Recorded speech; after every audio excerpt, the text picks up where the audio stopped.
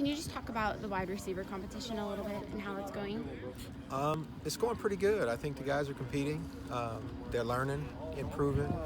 I think they help each other out that way, so it's not a kind of a selfish deal.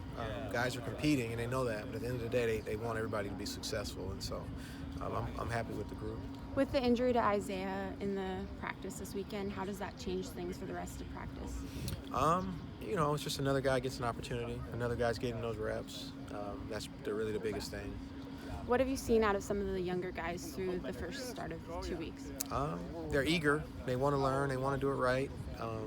They got to keep competing and be consistent. I think that's the thing we're battling right now. We kind of make the same mistakes consistently, which is a problem. But other than that, I'm happy with it. Kind of going along with that, you do have a pretty young core. You got about, I think, 3 juniors and 1 lone senior. They don't return much, experience at the wideout position or receiver position. How do you kind of coach that? You don't. They just got to go on the field and play. They just got to play and get some experience. I don't worry about that. We don't talk about that. I don't give them an out that way just because they don't have experience. I mean, there's an expectation, and you either are playing to that or you're not.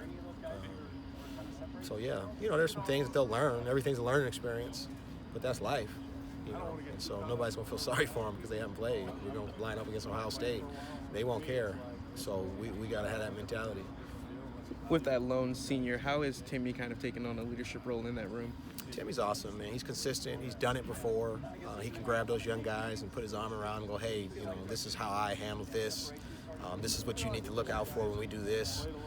And so he's taken on that role, and it's just it's been cool. I enjoy Timmy. I like coaching him. He's a smart, cerebral guy, competitive, and so he's awesome. What do you expect out of that group this year? How do you want them to play? Great. Great. I want them to make plays. I want them to have fun playing, and I want them to compete. And don't be afraid of failure. What is your coaching style on the field? I don't know that I'm a super rah-rah guy. I'm kind of a black and white. There is no gray. If I tell you what to do, I expect you to do it. If you don't do it, I'm not going to scream and cuss and yell at you. I'm going to ask you why and how can I help you. But that's probably my style. I think in the meeting room, I'm more of it's not so much a dictatorship as much as it is hey, why did you do this? I want to know what those guys are thinking so I can really help them.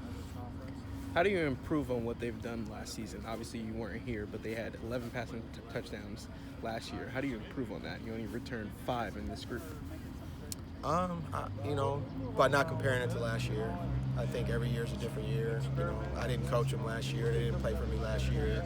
The offense is new.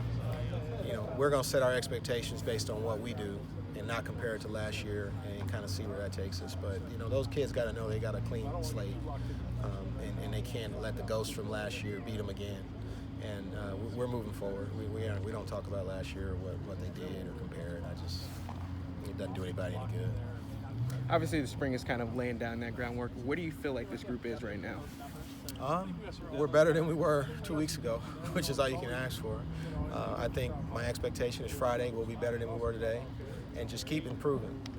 Slowly, just all you can ask for, and build a foundation so that these guys can run with it in the off season. Then when we get to fall, we're hitting the ground running and giving our chance to be successful. Were you satisfied with what you saw out of them in the scrimmage?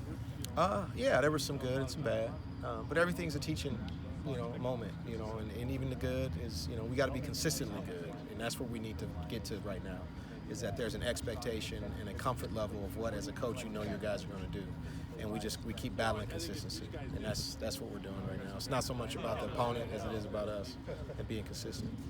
Outside of consistency,